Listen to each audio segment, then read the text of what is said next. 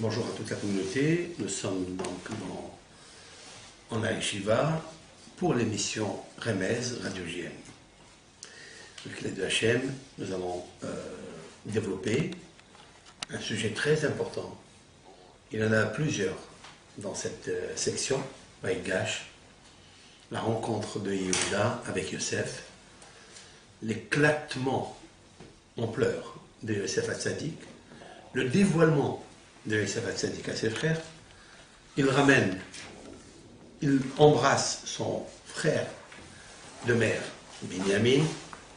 Il pleure sur ses épaules et il se dévoile à ses frères. Et puis il leur dit des choses très mystérieuses. Nous allons avec l'aide de Hachem d'abord parler de Yehuda. Très important de parler de Yehuda. ויגש אליו יהודה, ויאמר בי אדוני, דבר נא עבדך דבר באוזני אדוני, והליך חרפך בעבדך כי חמוך כפרעה. Dans les Midrashim, chaque Midrash a tenté d'expliquer l'attitude de Yehuda.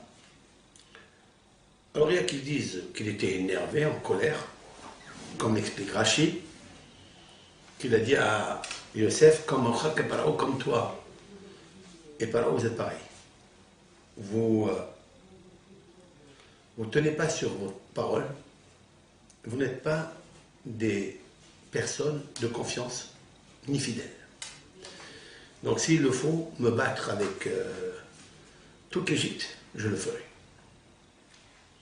Mais nous allons expliquer ce midrash de Yehuda au contraire.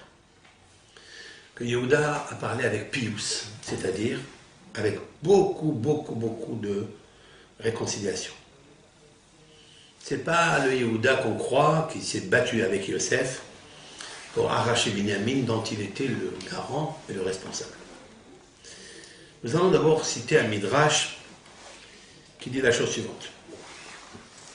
Yehuda s'est approché de Yosef et il lui dit en ces termes, Bi Adoni. Bi, ça veut dire en moi, mon Seigneur, dépend la chose. C'est de moi que dépend la chose. Et il lui cite à Yosef qu'il était le garant de Binyamin. La question est de savoir pourquoi Yosef, Hatzadik, a voulu, quelle était sa pensée profonde, d'amener Binyamin en Égypte. Pourquoi il ne l'a pas laissé avec son père? Il y a beaucoup de réponses à cela. Une des réponses, Yosef arrivé.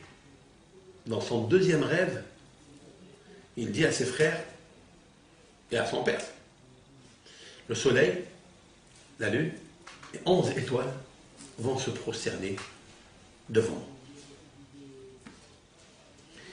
Bien sûr que la prophétie est un 60e.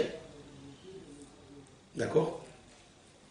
Pardon. Le rêve est un 60e. Il y a qui disent c'est un échelon d'une échelle de 6 échelons de la névoie. Ça veut dire que quand quelqu'un rêve, et le rêve il est puissant, comme s'il voyait l'interprétation déjà dans le rêve, il est clair, c'est sûr et certain que ça fait partie de la névoie.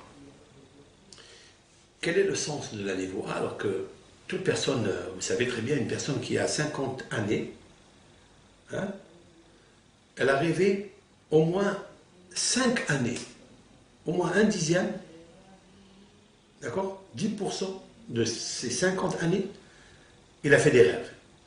Mais il ne se rappelle plus.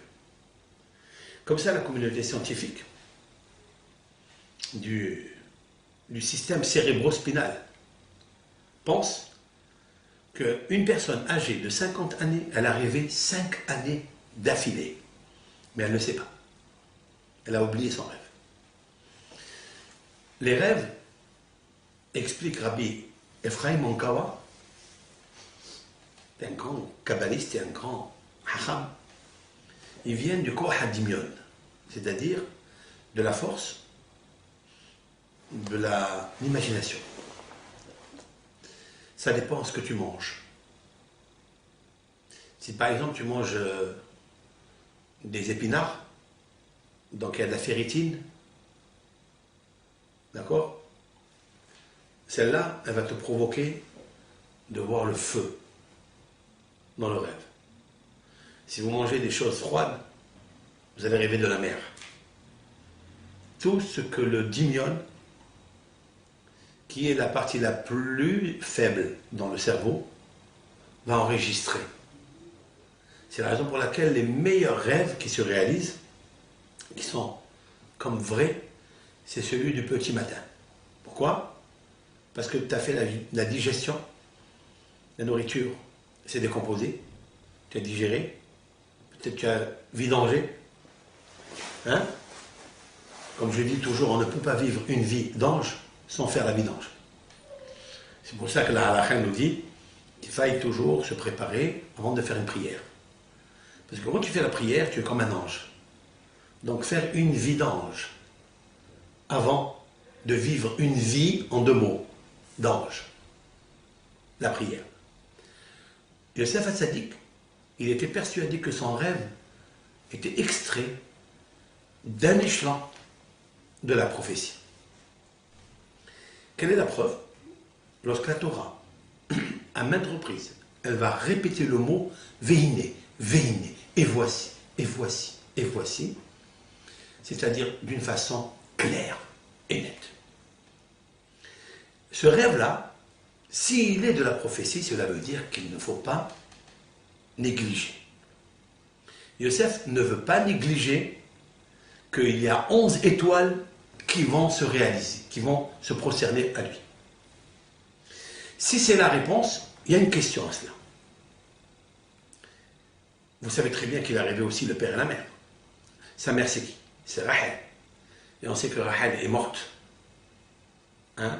Lorsque Yaakov est arrivé à Ephrat, Bethléem, là où elle est enterrée aujourd'hui. Donc, Rachel ne s'est pas prosternée à Yosef. Et de là, nos sages disent quelque chose d'extraordinaire. En halom beli dvarim beteli. Il n'y a pas de rêve sans qu'il y ait une partie du rêve mensonge. Donc, dans ton songe, il y a du mensonge. Donc, cette partie, elle s'est réalisée. Elle ne s'est pas réalisée, pardon.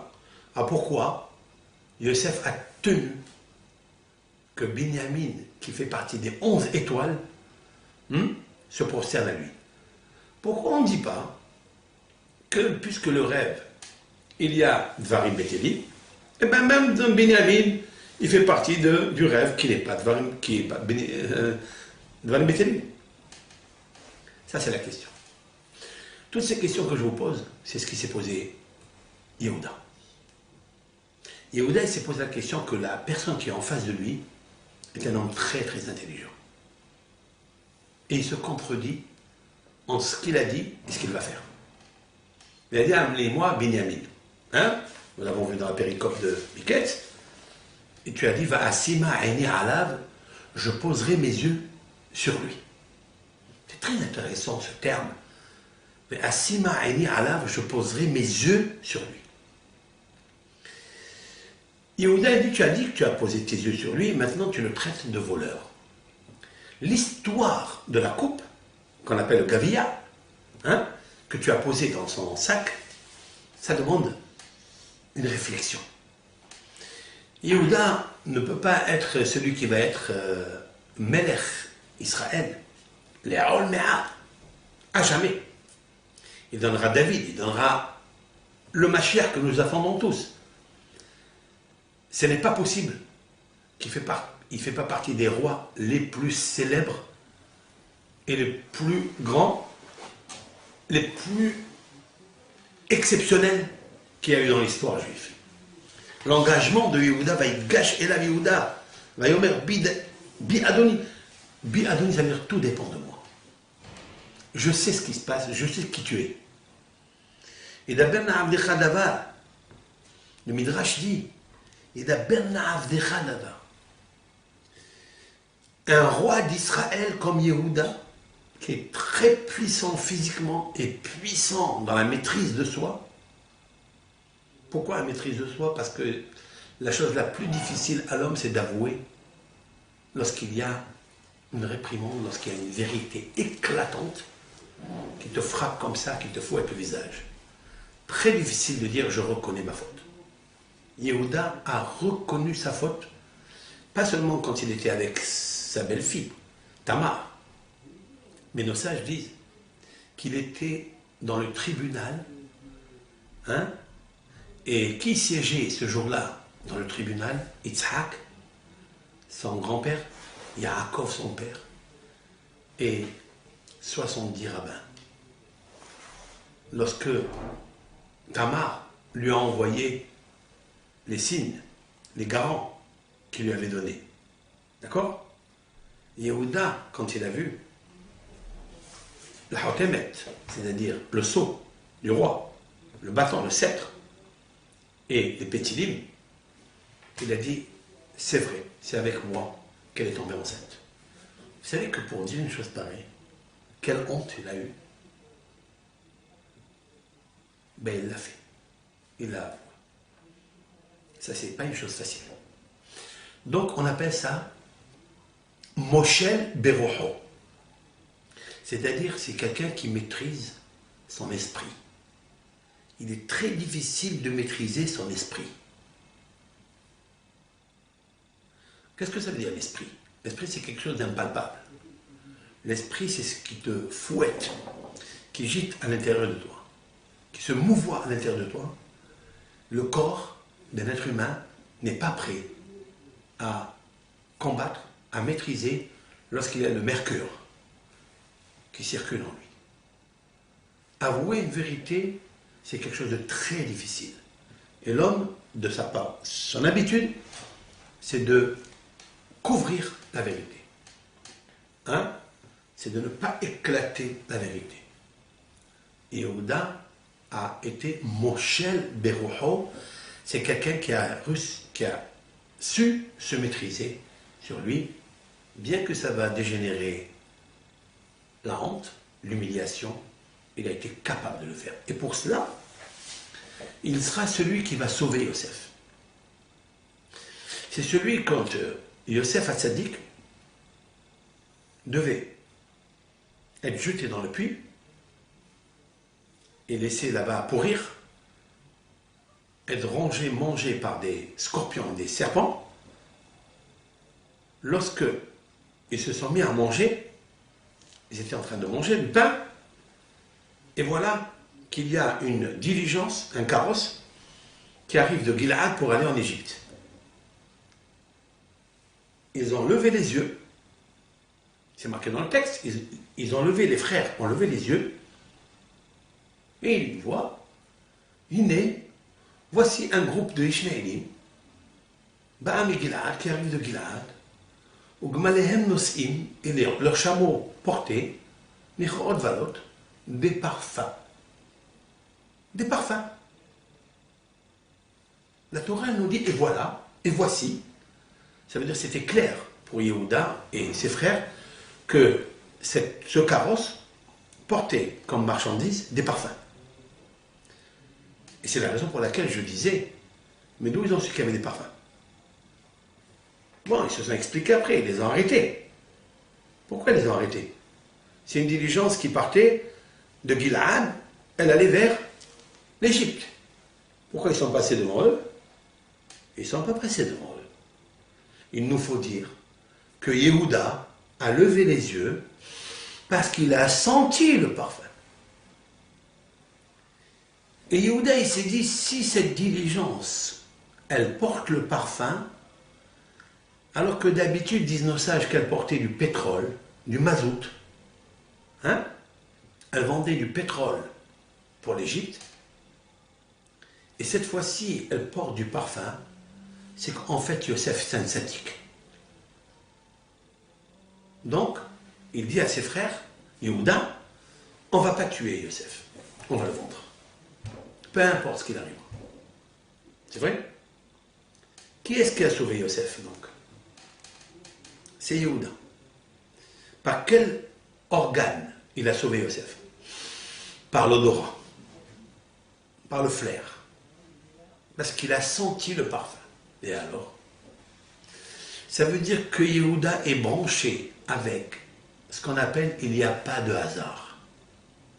Yehuda, c'est celui qui est branché avec Dieu à chaque instant, et tout ce qui arrive dans le monde, ça n'est pas par hasard. S'il a levé les yeux parce qu'il a senti le parfum, pourquoi je dis ça? Parce que ça n'est pas n'importe quel carrosse, quelle voiture qui est en train de passer qu'on va lever les yeux, comme on est en train de manger. Si la Torah nous dit, il leva les yeux, et il a vu le carrosse des Ishmaélim aller de Gil'ad en Égypte, il a senti qu'il y avait des parfums, il a dit, c'est sûr et certain que c'est le ciel qui est en train de m'alerter concernant Yosef. Et puis, il dit à ses frères, pourquoi tu es notre frère et verser son sang? Qu'est-ce que ça veut dire? Il est l'homme de vérité. Je vais vous dire en hébreu, parce que ça a une connotation, une résonance tellement forte. Ma betsa ki naharo et ahenu vechissinu et damo. Pourquoi tuer notre frère et couvrir son sang? C'est quoi ces termes-là? Nos sages disent, Yehuda, il a fait un examen de conscience d'une rapidité, parce que vous ne pouvez pas retenir les commerçants qui allaient en Égypte, les arrêter, leur dire attendez, attendez, venez, on va vous vendre une personne. Donc ils descendent dans le puits, ils lèvent Yosef, Yosef il coûtait 30 shekels. Il était tellement maigre qu'ils l'ont vendu à Yosef Hatzadik le prix d'une chaussure, d'une sandale. Vous comprenez ça? Ce que c'est? Tellement il était maigrichon, tellement il était pauvre, il a 17 ans. Yosef a 17 ans. Yehuda, avec qui lui il avait le problème? Pourquoi c'est Yehuda qui a le problème avec Yosef? Parce que Yehuda c'est le roi. Et lorsque Yosef raconte les rêves, qu'est-ce que les frères lui disent? Hamashol timshol banu, Hamalor timlor alenu. Ça veut dire quoi? Ça veut dire que tu veux régner sur nous. Ça veut dire que tu veux nous gouverner. Quelle est la question? Et pourquoi pas? Et qu'est-ce qu'il y a? Puisque vous savez que c'est l'enfant intelligent. Vous savez que Yosef, c'est celui qui inspire la Nevoa, le roi HaKodesh. C'est celui dont votre papa, Yaakov, a fait un vêtement bariolé particulier pour l'amour qu'il avait pour Yosef. Pas parce qu'il était beau, certes, aussi, mais parce qu'il était intelligent. Parce qu'il était Ben Zekonim, Bar Hakim, c'est-à-dire il était un garçon très intelligent. Et c'est à lui que Yaakov va transmettre toute la Torah à Yosef. Et vous l'avez vu. Vous avez commencé à le haïr et ne pas parler avec lui la paix, comme dit la Torah. Pourquoi? Parce qu'il a rêvé. Oui. Et vous pensiez que, comme dit le Talmud, qu'une personne qui rêve des belles choses, c'est parce que dans la journée, il a pensé à ça. C'est vrai ou pas?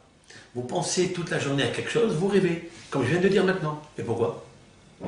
Parce que quand vous alimentez la partie de l'esprit qui s'appelle l'imagination, c'est-à-dire vous allez capter les paroles, les pensées, qui vous font plaisir, qui vous font survoler. Vous allez les capter, les focaliser, les enregistrer dans Koach Hadimion. Donc le soir, lorsque vous dormez, il n'y a pas le vrai esprit qui est éveillé.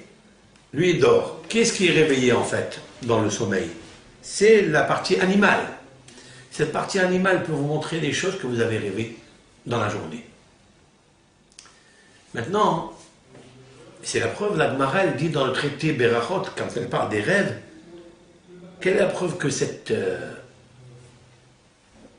process, le fait de penser toute la journée, bien le soir vous le voyez dans le rêve, la Gemara dit l'exemple, on n'a jamais vu dans un rêve un éléphant, c'est grand éléphant, rentrer dans le chat d'une aiguille. Le chat, le trou d'une aiguille. Le trou d'une aiguille, c'est trop petit. C'est bien le chat et l'éléphant. On n'a jamais fait entrer dans le rêve un éléphant dans le chat d'une aiguille. Pourquoi? Parce que personne n'y pense dans la journée. Ce que vous ne pensez pas, vous n'allez pas le voir. Donc Yehuda et ses frères, ils se sont dit, ce gamin-là, Yosef, il a 17 ans. C'est sûr et certain qu'il se prend pour l'intelligent, celui qu'il va gouverner. Autrement dit, qu'il va prendre la royauté à qui? À Yehuda. Et il va gouverner ses grands frères. Et ça ne lui a pas fait plaisir. C'est pour ça qu'ils ont dit, ah, non, on est autour de toi, tu es au milieu, on t'entoure et on se prosterne à toi. Très bien.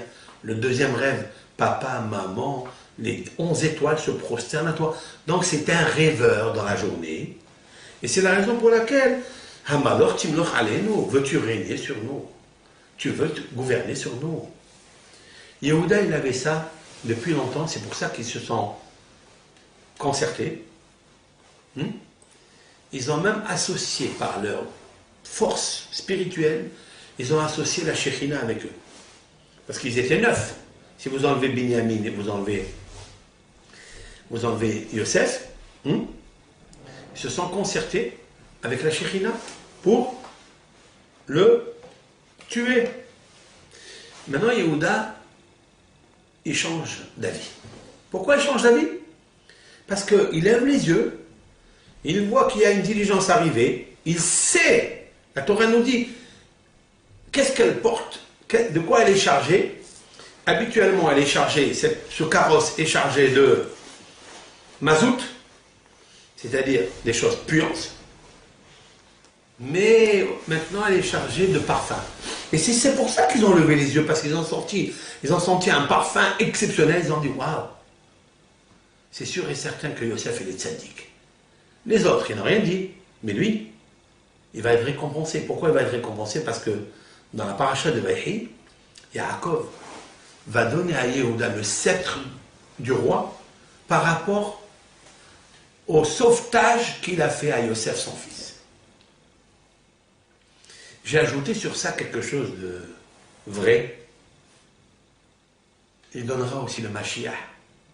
Yehuda donnera le Mashiach. Quelle est la qualité principale du Mashiach? Dans Ésaïe, lorsqu'il nomme les qualités du Mashiach, il dit la chose suivante. Ve'ariho beirat Adonai. J'explique.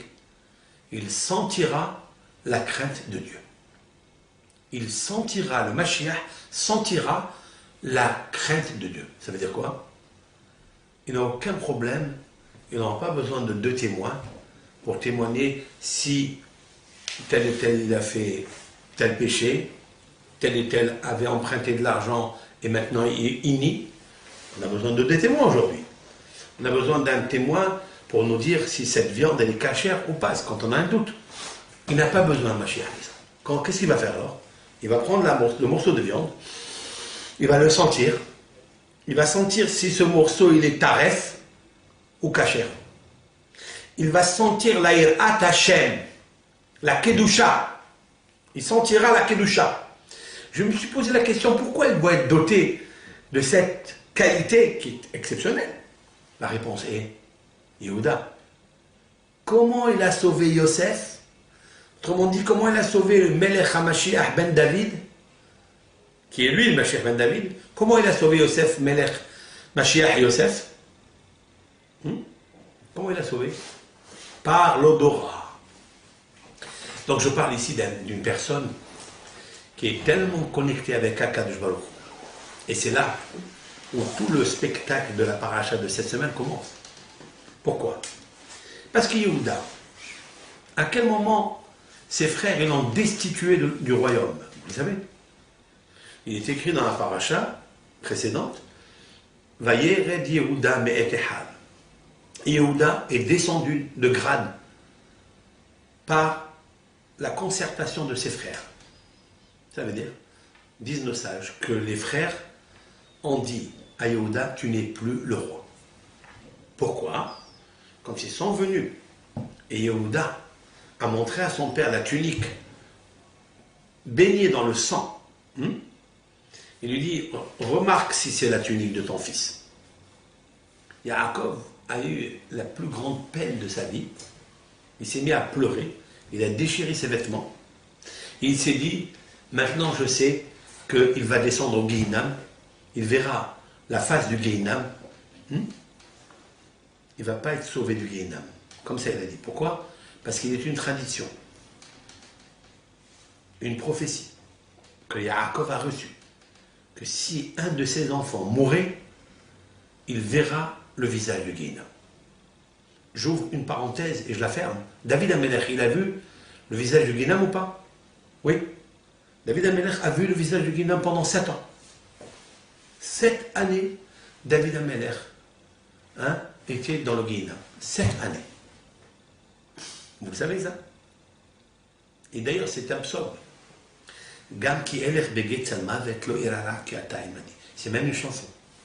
Même si je vais dans les ténèbres de la nuit, de la mort, lo irara, j'ai pas peur. C'est quoi les ténèbres de la mort? C'est le Guéhinam. David Amelech est passé par le fleuve de feu pour épurer et pour se purifier, comme la salamandre qui passe dans le feu pour s'épurer. La Neshama de David Amelech, elle est passée là-bas pendant 7 ans. C'est la raison pour laquelle disent nos sages, c'est confirmé dans le Pléoetz, Rabbi Eliezer Papo, que Shlomo Amelech, il n'a pas pu ouvrir les portes du Echal pour le Beth Amikdash pendant 7 années. Pourquoi? Parce que tant que David Amelech, le roi David, qui a trouvé l'endroit pour construire le Beth Amikdash, c'est lui qui n'a pas dormi des nuits et des nuits, pour trouver l'endroit où a dormi Yaakov Avinu, c'est-à-dire l'endroit qui est en parallèle avec le haut, le bas et le haut. C'est là où Yaakov a dormi. David Amelech, il est un psaume qui il a dit Lo eten shena le'ena le'avhapa etinuma ad emtsa makom lamonai mishkan le'abir Yaakov. Ça veut dire que je ne donnerai pas somnolence à mes yeux, à mes paupières, jusqu'à ce que je trouve l'endroit où a dormi Yaakov. Il a trouvé cet endroit. C'est pas lui qui le construit, c'est son fils Shlomo. Son fils, il finit de construire, il veut ouvrir les portes du Echal et les portes du Echal sont fermées. Pourquoi? Parce que David Amelech doit épurer. Il a épuré 7 années après les portes de... Quand le roi Shlomo, il était au Beth Amikdash, il dit ouvre la porte, il a fait 24 jeûnes. Rien. Il a dit Asilemaan David Avdecha, fais pour ton serviteur David. Ils se sont ouverts. Oui? Mais pourquoi il n'a pas dit ça avant? Pourquoi il a fallu 7 années? Parce qu'il faut une épuration. Il faut un tikkun. C'est pour ça qu'il a dit Gam ki eler beretz al mavet. Même quand je vais dans les plaines de la mort, lo irara, mais je n'ai pas peur. Ki ata, il m'a dit. Ça veut dire, c'est pas le Guéhinam qu'on pense. C'est-à-dire que David Amelech devait subir le process du tikkun. Point à la ligne. Donc, Yaakov, il savait que si un enfant mourait, oui, eh bien il va souffrir. Et c'est la raison pour laquelle, pendant 22 ans, qu'il n'a pas vu Yosef, il n'a pas reçu le roi HaKodesh, la Névoa. Il n'a pas reçu la prophétie, ce qui est pour Yaakov une très grande sanction, très grande punition, si l'on peut dire ainsi, de ne pas recevoir la Shekhinah pendant 22 ans. Parce qu'il était dans la tristesse. Quelqu'un qui est triste, il ne peut pas recevoir la Shekhinah. Qui a provoqué ça? C'est qui? C'est Yehuda. Yehuda a provoqué la peine de Yaakov Avinu. Qu'est-ce qu'ont fait les frères quand ils ont vu que Yaakov souffrait dans cette dimension, bien sûr? Il était en deuil. Ils lui ont dit, Yehuda, tu n'es plus le chef. Il en fait descendre de grade. Et c'est là où Yehuda, il va, il pleure, il fait teshuva. Et c'est là où il y a l'histoire avec Tamar. Et c'est là où il y a l'histoire de la naissance du Mashiach. On ne comprend pas pourquoi il est passé par ce carrefour, qui voit une fille, qui est sa belle-fille, qui est couverte, et qui et qui, comme on le voit, presque dans le terme entre guillemets, se prostitue à lui, c'est sa belle-fille. Il va donner naissance à Pérez, Zara, d'où vont sortir les rois d'Israël. C'est incommensurable. C'est-à-dire, on passe par des choses qu'on ne comprend pas. Et Yehuda, il pleure. Et voilà que Yehuda, il se ressaisit avec l'histoire de l'odorat des parfums que portaient cette fois-ci les commerçants qui allaient de Gilad en Égypte. Alors que d'habitude, c'est des quoi? C'est des mazout et des odeurs pas agréables.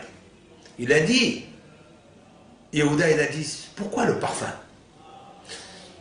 Ce parfum, il a quelque chose, c'est Dieu qui me l'envoie. Donc Yehuda, il flaire ce parfum et dit, Yosef, c'est un sadique, levez-le tout de suite du puits. Et il l'envoie en Égypte. En expliquant tout ça, maintenant, Yehuda se trouve face à un homme qui lui prend l'enfant qui est son frère, Binyamin, mais que lui, fils de Léa, se porte garant pour le fils Binyamin, fils de Rachel. Léa et Rachel, ce ne sont pas seulement deux femmes de Yaakov physique, mais elles représentent, dimensionnellement, elles représentent la Shekhina. Une, elle représente Sion, c'est-à-dire le Beth Amikdash, et une, elle représente Yerushalayim. Rachel, Yerushalayim, et Sion, c'est Léa. Dans cette partie de Jérusalem va naître, c'est-à-dire la Shekhina. On sait très bien que Binyamin va être dans la grosse partie du Beth Amikdash. Yehuda aura un petit sentier du Beth Amikdash. Comment il mérite ça? Il mérite ça par rapport à l'engagement que Yehuda est en train de faire pour sauver Binyamin. Alors c'est ça qu'il lui dit. Bi Adoni. Bi Adoni, c'est-à-dire Bi, de moi dépend tout. Et d'aperna avdera davar. Que ton serviteur parle, ton serviteur. Vous imaginez un petit peu le grand de Léa, le plus fort de Léa, le roi de Léa, il s'agenouille devant un Égyptien en lui disant, je suis ton serviteur. Et je veux parler à tes oreilles. Je veux parler à tes oreilles. Qu'est-ce que ça veut dire? Quelle est la notion de parler à tes oreilles? Puis Yosef, il dit, il faut que je le ramène chez moi à la maison parce que je suis le garant. Mais si tu ne veux pas, tu me prends à moi comme serviteur, ici, comme esclave, et lui il rejoint son père parce que sinon, je vais provoquer cette fois-ci pas le deuil, mais la mort, tout court. Et donc, si tu ne me le donnes pas, tu sais ce que je vais faire? Et là, je vais vous lire un midrash. Donc, il a commencé à parler avec lui de Pius. D'accord? C'est-à-dire réconciliation. Même avec flatterie. En le suppliant à Yosef de lui redonner Binyamin. J'ouvre une parenthèse. En fait, pourquoi Yosef, il a amené Binyamin là-bas? On n'a pas encore bien répondu. Puisque si on dit que pour que les rêves s'accomplissent, il y a une question sur ça. Puisque la partie de Rachel ne s'est pas accomplie, donc il y a des mensonges dans les rêves, donc Binyamin, c'est pas obligatoire qu'il vienne se prosterne. Il peut avoir aussi ce mensonge dans le rêve. Mais la réponse, elle est très puissante. Je vais faire un petit shiur après sur ça. Pourquoi la coupe? Qui est Binyamin en fait? Maintenant, Yehuda, il sait que Binyamin, c'est celui qui va être la partie de la Shekhina dans le Beth Amikdash. Il le sait. D'ailleurs, Yosef, quand il voit son frère Binyamin, qu'est-ce qu'il fait? Vayak savare Binyamin. Oui, il est marqué qu'il a pleuré sur les épaules de Binyamin. Les épaules de Binyamin, qu'est-ce que ça veut dire? Nos sages disent que Yosef a vu Binyamin. Et Yosef, il était d'une dimension prophétique tellement haute, tellement élevée, que Yosef, il prophétise que les deux Beth Amikdash qui seront dans la partie de Binyamin vont être détruits. Et que le peuple d'Israël va pleurer énormément, parce qu'on se demande la question, pourquoi en fait Yosef il pleure? Il a pleuré au moins 8 fois. Entre la paracha d'hier et d'avant-hier, hein, de Miketz et Vaïgash, il pleure 8 fois. C'est normal ça? C'est pas normal. Ça c'est ce qu'on a compté nous. Mais dans les Midrashim, c'est marqué, quoi, c'est un pleurnicheur? S'il était le fils de Léa qui était pleurnicheuse, oui, mais il n'est pas le fils de Léa. Il est le fils de Rachel. Et on n'a pas vu une fois Rachel pleurer. Pourquoi elle pleure? C'est que Yosef, il sait qu'est-ce qui va arriver dans le futur. Il pleure sur les 2 coups de Binyamin. Il en a 2 ou il en a un? Non, le coup, c'est ça. Ça, c'est le Beth Amikdash. Le cou, c'est le Vav. La tête, qui relie le corps, c'est avec un cou, avec un tsavar, avec une épaule. Là. Le peuple d'Israël est relié avec Akadosh Baruch Hu par le Beth Amikdash, qui est le cou. Il s'appelle tsavar. Le ciel et la terre, ils sont séparés. Mais il y a une chose qui les relie, c'est le Beth Amikdash. C'est le cou. Tsavar. Tsavar, c'est le cou. Dans le cou, il y a la trachée artère et l'œsophage. Oui? C'est quoi?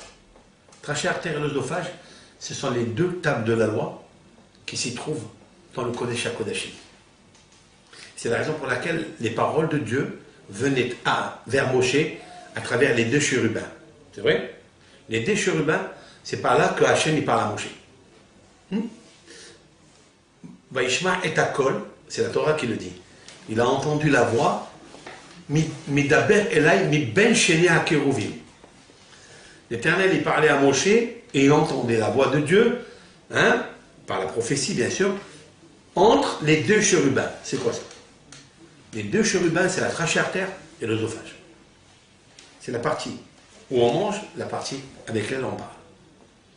La partie où on mange les corbanotes pour faire monter le corban et la partie où on prie par l'œsophage. D'accord? C'est ça le tsavar de Binyamin.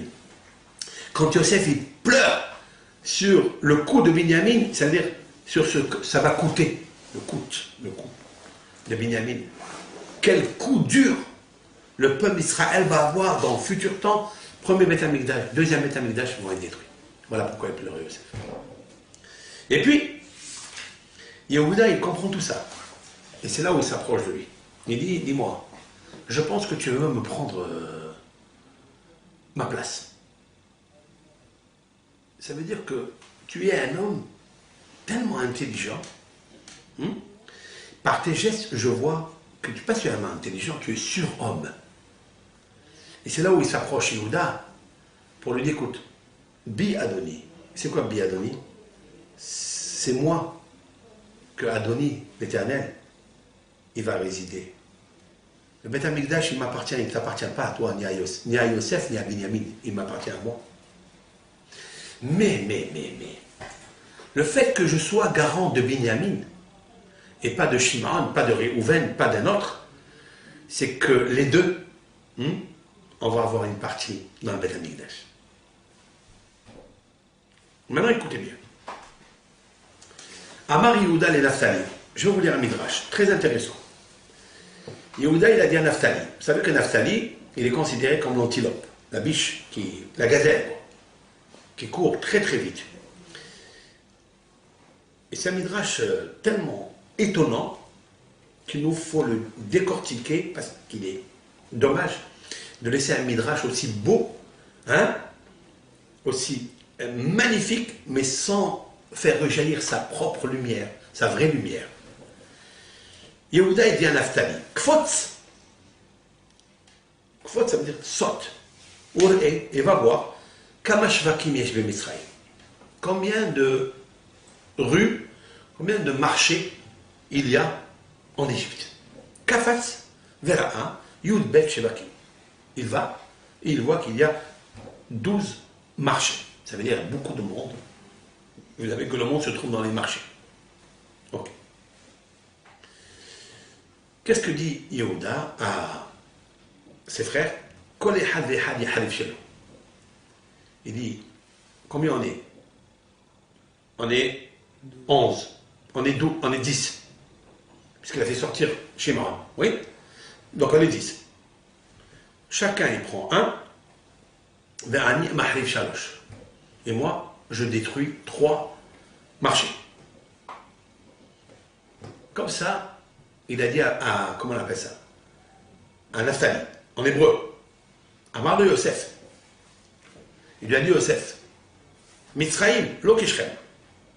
L'Égypte n'est pas comme la ville de Shechem.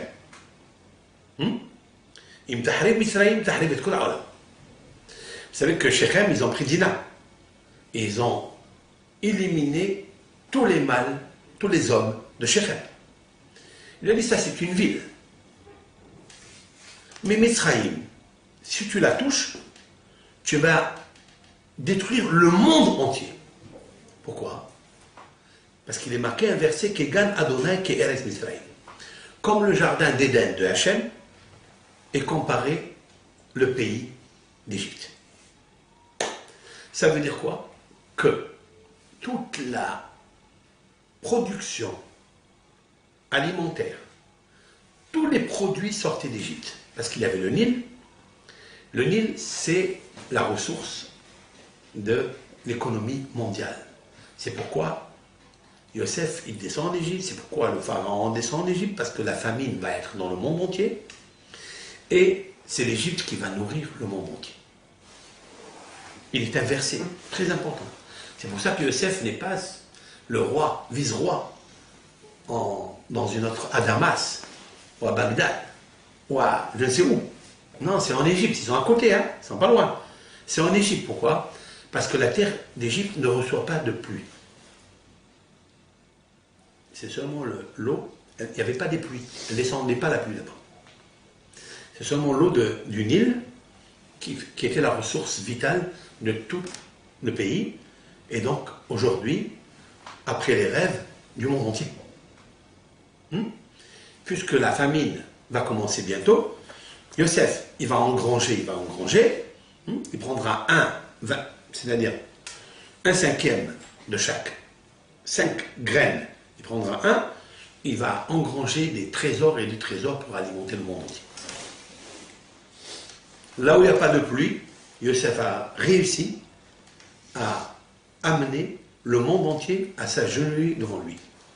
Même à leur demander de faire le Brit Mila, qui est quelque chose de fada. Pour l'Égypte, pourquoi faire? Mais il sera obligé parce que techniquement, Yosef est juste et que la production, elle vient d'en haut. Et si l'homme, il n'a pas le koah de Brit Mila, il ne peut pas recevoir la bracha. C'est pour ça qu'il était obligé de le faire. Et le pharaon lui a dit, il leur a dit, vous devez l'écouter. Tout ce qu'il vous dira Yosef, vous le faites. On se trouve dans un endroit où il y a la plus grosse épaisseur de Toum'a. Et là, Yosef, par sa lumière, elle va jaillir sur eux, ils vont se plier devant lui. Pourquoi? Parce que Yosef, c'est celui qui est Moshel Berucho, c'est-à-dire celui qui arrive à maîtriser ses pulsions. Ok. Alors qu'est-ce que... Alors, Amarlo, Kekamocha Keparo. Il lui a dit alors, toi et Pharaon, vous êtes pareils. Amarlo Yehuda, il lui a dit, Yehuda, Im Eshlof Harbi, écoutez bien ça. Si je sors mon glaive et Hérog et Kol Mitzraïm, je tue toute l'Égypte, seul.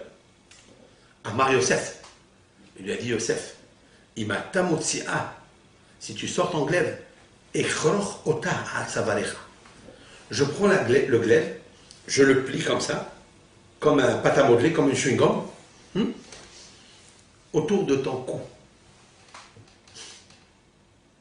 Et Yosef, il lui dit, je prends ce glaive, si tu veux tuer l'Égypte, je le prends et je le tourne comme ça, comme une écharpe, autour de ton cou. C'est quoi ça? C'est quoi? Qu'est-ce qu'ils veulent, mes gens? Qu'est-ce qu'ils veulent? Quel est le sens du Midrash? Alors Yehuda, il lui dit, Ani poteach pi ou bolaïcha. Il a dit, ah bon?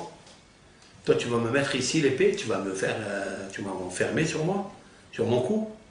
J'ouvre ma bouche et je t'absorbe, je t'avale. Il lui dit Yehuda. Alors Yosef il lui dit, si tu ouvres ta bouche, anisotmo be'aven, je vais la boucher avec une pierre. Amarlo. Maintenant, ils finissent ce dialogue un peu de sourd, parce que nous, on est muet et sourd devant ça. Alors il lui dit, Yehuda, bon, alors, im elech el avi, si je vais voir mon père, qu'est-ce que je lui dis? Alors il lui dit ceci. Yosef lui dit, tu lui diras, Halecha hevel aharadeli. C'est-à-dire, amène la corde derrière le délit, c'est-à-dire derrière le seau. Le seau avec lequel on puise de l'eau dans le puits, on l'attache à une corde et on le fait descendre et on lève l'eau. Il lui a dit, Yaakov, c'est la corde, le délit, le seau, c'est moi, amène la corde et attache-la à Yosef, qui est le délit. En fait, ça c'est un délit, en français. Ça veut dire on ne comprend pas. Qu'est-ce qu'ils veulent? Et Yehuda Koès. Yehuda se met en colère. Il n'a pas compris la devinette, l'énigme. Il ne comprend pas ce qu'il veut, Yosef. On voit que Yosef est très très intelligent. Shigel Yosef les paroches, Gimel Me'od Giborim. Immédiatement, quand Yosef il a vu que il a énervé Yehuda, alors il a envoyé Yosef, son intendant, c'est-à-dire Ménaché, son fils, il dit, va dire à Paro de m'envoyer 300 gladiateurs, des hommes musclés, forts, parce que il peut arriver quelque chose. Amar, Yehuda, il a dit, ah bon, il lui dit, tu crois que tu es en train de me juger parce que tu as raison? Tu es menteur, il lui dit. Ton jugement est un faux jugement. Tu as dit que tu allais mettre l'œil sur Binyamin. Quand on est arrivé, je t'ai dit, alors c'est moi qui dois être serviteur. Et toi tu dis, non, c'est Binyamin qui sera mon serviteur. Mais pourquoi tout ça? Amar le Yosef shekel et shakare. Beshekel elitem le achichem babo. Il a dit, ah bon, vous savez, si moi je suis menteur parce que vous êtes menteur. Qu'est-ce que vous avez fait de vos frères? Vous l'avez jeté dans le puits. Et là, Yosef sort quelque chose qui ne s'attendait pas. Et c'est là où Yehuda commence à comprendre que cet homme qui est devant lui, c'est un homme, un divin.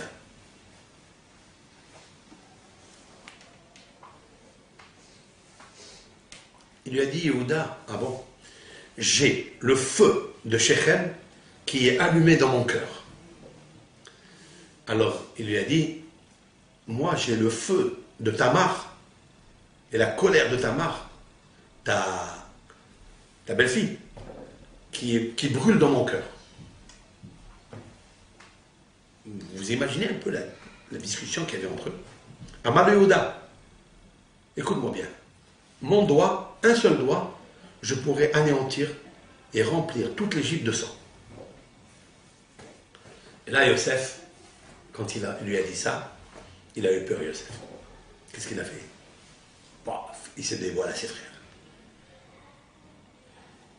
Théo, Yosef, c'est là où intervient l'histoire que Yosef, il ne pouvait plus supporter les paroles de Yehuda.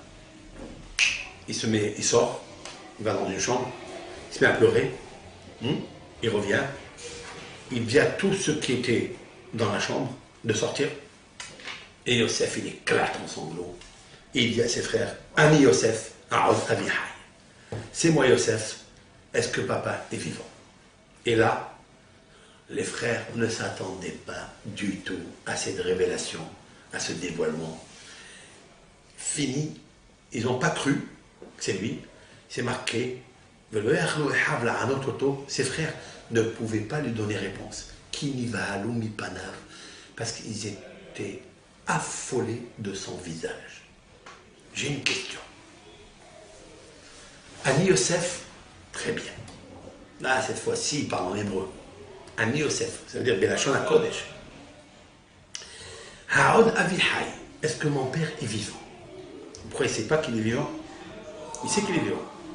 Il y a beaucoup de mefarshim, comme le Bet Halevi, le Rav Yosef Dov de Slovatchik, hein, le père de Rav Haim Brisk, qui a donné une explication magnifique. Ça veut dire qu'il lui dit, hein, toi, Yehuda, tu n'as pas eu peur quand tu as dit à mon père que Yosef il est mort. Tu n'as pas eu peur qu'il meure. Alors pourquoi maintenant tu me cherches Binyamin? Pourquoi faire? Tu cherches Binyamin parce que ton père, tu as peur qu'il meure. Et pourquoi quand tu m'as vendu à moi, tu n'as pas eu peur qu'il meure? C'est ça qu'il lui dit. Ani Yosef, sache, ce que tu as fait à Binyamin, la garantie que tu prends, l'investissement que tu prends pour Binyamin, de le sauver, parce que tu as peur que ton père il meure. Oui? Pourquoi tu n'as pas eu peur? Ani Yosef, Haod Avihai, est-ce que mon père est vivant? Tu n'as pas eu peur qu'il meure? Ça, c'est l'explication du Rav. Mais l'explication que je donne est très claire, très simple, elle est humaine. La grandeur de Yosef Hatzadik. Ani Yosef, Haod Avi, est-ce que papa est vivant? Il n'a pas dit Haod Avinu. Est-ce que notre père est vivant? Haod Avichem, est-ce que votre père est vivant? Il n'a pas dit ça. Il a dit Haod Avi, mon père. Pourquoi? En fait, Yosef, pourquoi il pleure? C'est marqué qu'il a pleuré, il a lavé le visage. Avec quoi il a lavé le visage? C'est pas marqué qu'il a lavé le visage avec de l'eau. C'est pas marqué ça. C'est marqué avec Hatzm Panav. Il a lavé le visage. Pourquoi? Avec quoi? La réponse, elle est comme ça. Yosef, il va se dévoiler. Il a besoin de quelque chose. Il a besoin de changer le visage égyptien qu'il a paré jusqu'à maintenant sur lui. Il veut le rendre le visage de Yosef, le visage du juif, le fils de Yaakov, le frère des Shébati. Qu'est-ce qu'il fait? Il va dans une chambre, il pleure, il pleure, il pleure. Il fait descendre des larmes de miséricorde, de clémence. Il s'est rappelé tout ce qui est passé. Il s'est rappelé son père, il a vu Binyamin, il s'est rappelé du Beth Amikdash. Ces larmes ont une puissance tellement grandiose qu'il a pris ses larmes et avec ça, il s'est lavé le visage. Il n'a pas lavé le visage avec de l'eau. C'est dommage de gaspiller ses larmes. Comme explique Rabbi Eliyahu Moshe Dividash, l'auteur du Reshit Chochma, que lorsqu'il vous arrive, des fois, de pleurer, parce qu'il y a un malheur qui arrive, parce qu'il est arrivé quelque chose. Alors on pleure. Ne gaspillez pas ces larmes. Prenez ces larmes et frottez-les, essuyez votre front avec. Parce que ça enlève toutes les tâches accusatrices des malheurs provoqués par les fautes. Yosef, il a vu que ses frères ils ont fait des grandes erreurs. Et c'est pourquoi Yosef, il est en Égypte, il a la tête d'un Égyptien, le vêtement d'un Égyptien. Hein? Il va, avant de dire Ani Yosef, il va d'abord laver le visage, du visage égyptien au visage de Yosef. Et il dit Ani Yosef. Mais là, il dit quelque chose que ça fait longtemps, il n'a pas pu dire. Aod Avi Hay. Cette phrase de mon père est vivant, je n'ai pas pu la dire pendant 22 ans. Et même ça fait 1 an que vous êtes là, chaque fois, vous dites Avinu, mon père, et moi je vous dis, alors, votre père, Avichem, ça me faisait très mal de ne pas pouvoir dire mon père, mon papa. Et c'est là où il y a toute la force de Yosef.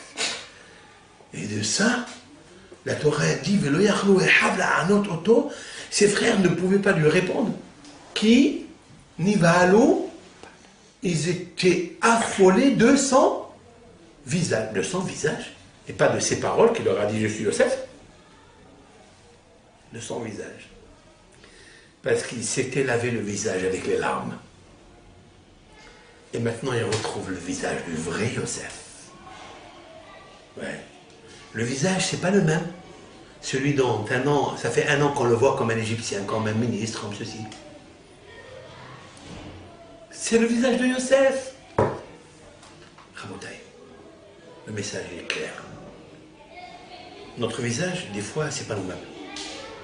Lorsqu'un homme il plonge dans l'erreur, dans un péché, il n'a pas le vrai visage de son nom, de Yosef, de Shimon, de Reuven, de Yitzhak, d'Abraham, de Moshe. Eh bien, c'est pour ça qu'il faut le laver avec les larmes. Ça veut dire que quand il arrive des choses, prenez ces larmes, lavez-le. Avec ça, on ferme la bouche de l'accusateur.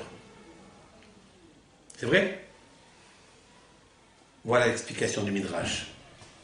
Lorsque Yehuda lui dit, moi je prendrai, j'ouvre ma bouche, je t'avale. Oui, c'est vrai. Mais moi je prends la pierre et je te ferme la bouche. C'est quoi la pierre? C'est la Torah. Even, c'est valeur numérique 53. 53 péricopes de la Torah. Yosef a étudié toute la Torah avec son père. Dis-toi, tu veux m'avaler? Ça veut dire Yehuda lui dit, c'est pas lui qui va l'avaler. C'est les forces du mal qui vont avaler Yosef.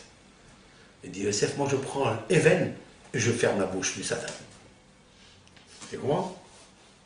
Quand tu as dit que tu vas prendre ton épée pour que tu vas tuer toute l'Égypte, je t'ai dit, je prends l'épée, je le tourne comme une écharpe autour de ton cou. De quoi il parle? Il parle de Beth Amikdash. Parce que le Beth Amikdash, il est dans le côté de... Le cou qui est Beth Amikdash, il représente Binyamin, il représente Yehuda. Et quand il y aura la guerre, quand il y a des épidémies, lorsqu'il y a la guerre, la milhama, c'est l'épée, comment il faut faire? Eh bien l'épée, on le tourne autour du Beth Amikdash. Grâce au Beth Amikdash, on peut casser les sabres, on peut casser les flèches, on peut casser les épées, on peut casser tous les malheurs. C'est ça que Yehuda lui a dit. C'est ça que Yosef lui dit. Alors quand il a compris ça, Yehuda, il dit, qu'est-ce que je dis à mon père? Il dit, tu es obligé de descendre en Égypte. Prends la corde et attache-la à moi. Parce que cette corde-là, un jour, la femme de Potiphar, elle a voulu m'enchaîner. C'est pourquoi il y a le Taram de Chalchelet. La femme de Potiphar, qui est la force négative de l'Égypte, elle a voulu m'enfermer dans son piège. Qu'est-ce que j'ai fait moi? Je ne me suis pas laissé aller. Maintenant, prends la corde de papa, grâce à miséricorde, Dieu, et attache-la au délit. Parce qu'il y a beaucoup, beaucoup, beaucoup à faire. Il faut d'abord passer en Égypte, se purifier, toutes les forces des Nitsusot Akadusha, les faire monter avec nous. Alors on fera le Beth Amikdash. Mais il faut savoir qu'il n'y aura pas un, il n'y aura pas deux, il y aura 3 Beth Amikdash. Il ratsonne que, avec toute l'étude de la Torah qu'on étudie, mais toute l'amitié qu'on a, la fraternité qu'on a l'un pour l'autre, avec toutes les tzedakot que vous faites, l'un pour les amis, pour les pauvres, avec toutes les larmes que le peuple d'Israël a versées, depuis que l'Égypte est Égypte, depuis les 4 exils, depuis la Shoah, que toutes ces larmes montent à Kadosh Baruch Hu, et essuient le visage des Vagaloutes pour rendre le visage de Yosef, celui qui va construire le Beth Amikdash, avec Yehuda, c'est-à-dire Binyamin, pour que puisse Rachel, Jérusalem, et Léa, Tzion, et bien jouir. Tagenna benot Yehuda, tismach Yerushalayim. Mimera biamenu que le Mashiach, c'est ce qui nous y vienne, et que Yehuda et Yosef font la paix, alors il se dévoilera en même temps Melech HaMashiach ben David et Melech HaMashiach ben Yosef. Amen. Shabbat Shalom à tous.